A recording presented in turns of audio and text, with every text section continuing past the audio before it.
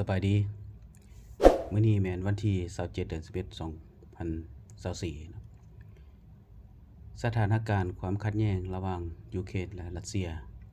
ยิ่งเพิ่มทวีความรุนแรงขึ้นหลังจากหลายประเทศฝ่ายตะวันตกได้อนุญาตให้ยูเครนใช้อาวุธยิงระยะไกลของตนสามารถยิงเข้าไปส่วนลึกแผ่นดินของรัสเซียเช่นว่าประเทศสหรัฐอเมริกาอังกฤษและฝรั่งเศสต่างก็อนุมัติให้ยูเครนนำใช้อาวุธยิงระยะไกลของตนในวันที่19ที่20เดือน11ที่ผ่านมา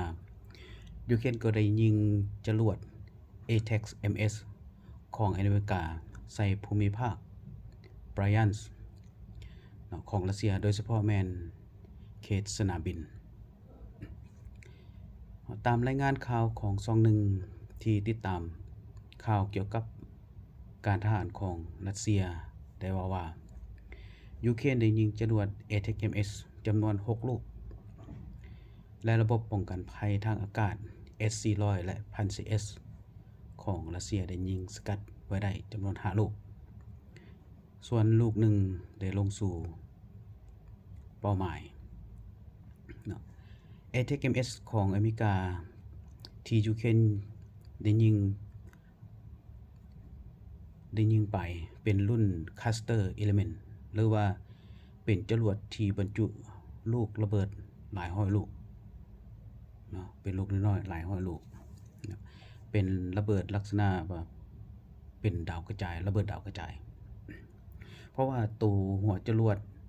ที่บรรจุลูกระเบิดน้อยๆจะแตกออกก่อนจะตกลงดินลงสู่พื้นดินเฮ็ดให้ลูกระเบิดน้อยนี่แตกกระจายออกไปและเมื่อลูกระเบิดน้อยตกลงสู่พื้นดินหรือสิ่งก่อสร้างก็จะเกิดระเบิดทันทีเบิ่งแล้วสถานการณ์หรือว่าการเจรจาสันติภาพระหว่างยูเครน